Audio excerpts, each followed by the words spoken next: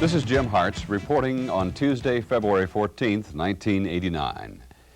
Eastern Airlines and the International Association of Machinists, after 16 months of long and hard bargaining, have reached an impasse. The National Mediation Board, which has tried to bring the two parties to an agreement, has given up. On February 2nd, the NMB released the parties from the mediation process, and that started a 30-day cooling-off period that is dictated by law. If the IAM doesn't reach an agreement by March 4th, it can call a strike.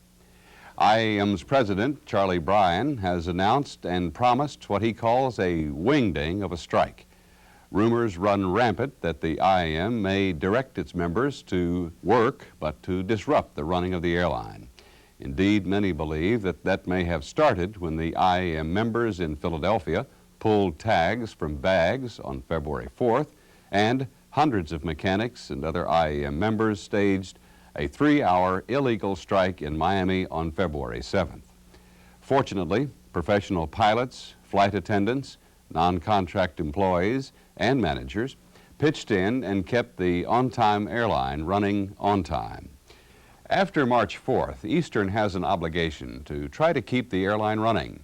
It also has the right to institute new wages and work rules for IAM members and to suspend and replace those who disrupt the airline, as it did last week in Philadelphia and Miami.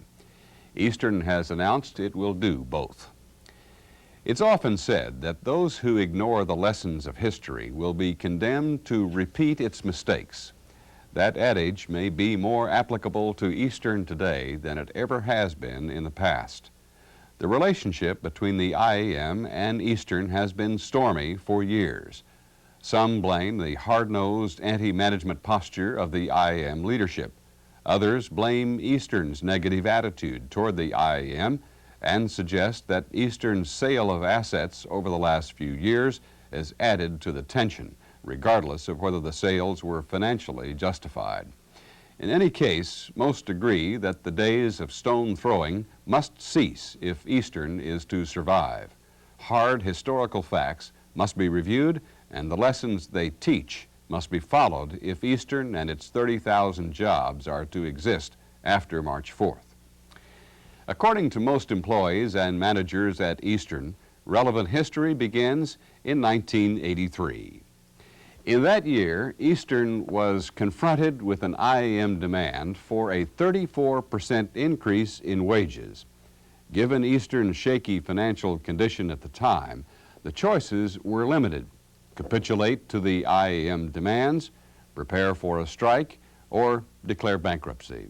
Eastern, lacking the financial resources to survive an IAM strike, capitulated and agreed to the increases, much to the dismay of its employees.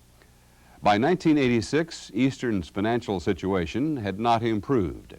Eastern's creditors threatened to call in the airline's $2.5 billion debt unless the airline successfully negotiated 20% wage concessions with all three of its unions. In February 1986, in order to keep Eastern in the air, ALPA, the union representing Eastern's pilots, agreed to a 20% wage cut, as did the TWU, representing the flight attendants. All the rest of Eastern's employees and management also invested a 20% pay cut in Eastern's future. The IAM not only refused to accept the pay cut, they demanded Frank Borman's resignation in exchange for a 15% cut.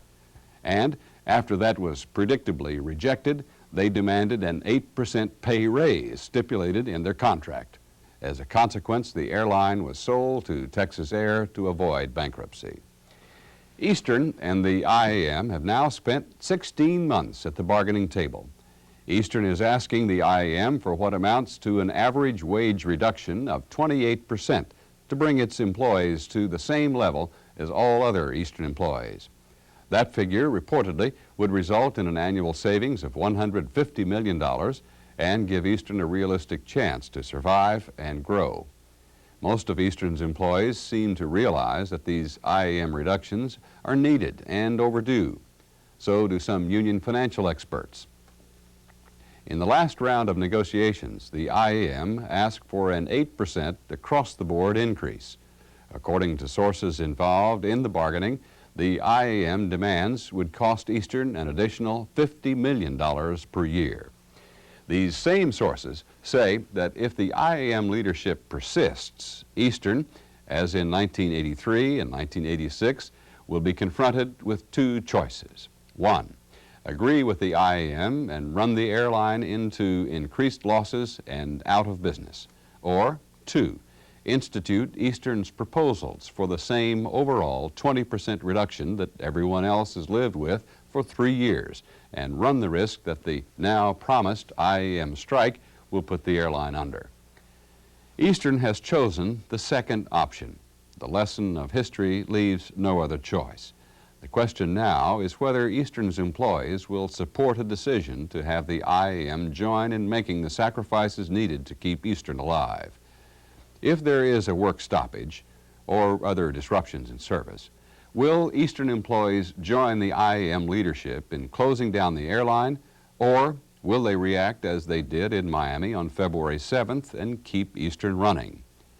These are tough decisions that each employee must make individually.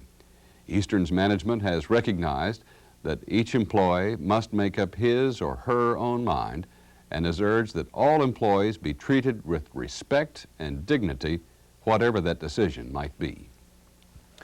Everyone at Eastern seems to be hoping that an agreement can be reached with the IAM so that those decisions will not have to be made. However, the chances of success don't appear to be great.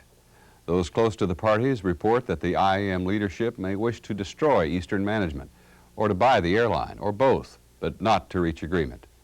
The record, which is well known to everyone at Eastern, seems to lend support to that conclusion. For example, 1. On January 16, 1980, Jim Cates, the outgoing president of the IAM District 100, sent a bulletin to incoming President Charlie Bryan, which stated, "Frank Borman did the most for Eastern Airlines in the 31 years I have had an employee-employer relationship. Mr. Borman will, I'm sure, continue to work with the leaders of the district for the interest of all." 12 days later, President Bryan issued a bulletin accusing Eastern management of, quote, illegal gangsterism in their labor relations and announcing the, quote, Gestapo tactics of Martin Ludwig Bormann and his Nazi torched earth policy will not work with this union leadership. This is the same President Bryan who said in October 1983, "I have been very, very reluctant and have probably the last stronghold of defender of President and Chairman of the Board Frank Borman in his position as Chairman of the Board at Eastern Airlines." 2. Mr. Bryan continued to voice those same sentiments for the next 6 years. He referred to Eastern's, quote, terror campaign in April of 1981. He said that Eastern's management was, quote, unscrupulous and unethical in March of 1982.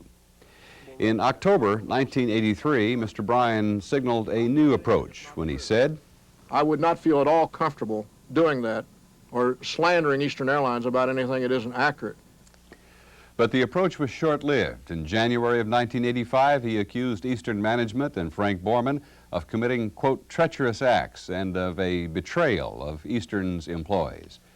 The IAM leadership feels the same way about Frank Lorenzo, and starting in February 1988, began referring to him as, quote, the union-busting pillager of the American dream, and a, quote, brutal, unscrupulous corporate autocrat. As an aside, it has always interested this reporter to look at how reputations are made. Everyone knows that Frank Lorenzo is a union buster because everyone says so. And they say so because everyone says he busted the unions at Continental by putting the airline into bankruptcy.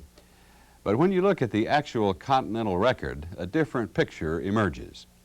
For example, after a full hearing on Mr. Lorenzo's alleged union-busting tactics at Continental, a federal bankruptcy judge stated, quote, Continental made considerable and reasonable effort to reach agreement with the unions. On the other hand, this court is concerned that the union does not intend to reach an agreement with Continental. The union appears to have strong motives for seeing that the carrier is shut down as an example to the other carriers whose employees are represented by this union. Some observers of the present Eastern dispute suggest that history may now be repeating itself. In fact, according to IAM's own leaders, they have been searching for a way to purchase Eastern since January 1986. They have contacted Pan Am, the Pritzker family, Samuel Higginbottom, and Carl Icahn, as well as numerous unnamed private investors. So far, no one seems to be seriously interested.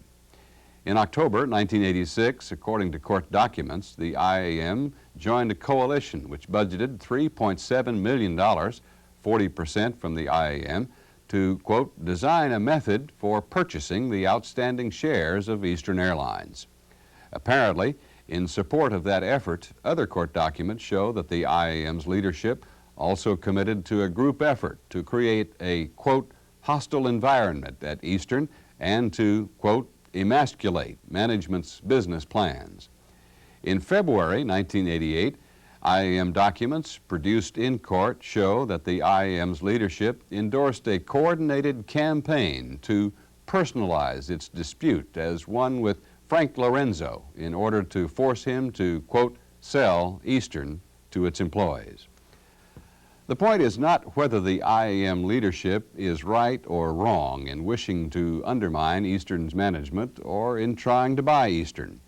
What is important is that this leadership, which seems committed to the destruction of Eastern management or to the purchase of the airline, is not likely to reach a workable labor agreement which will give the present Eastern a chance to survive.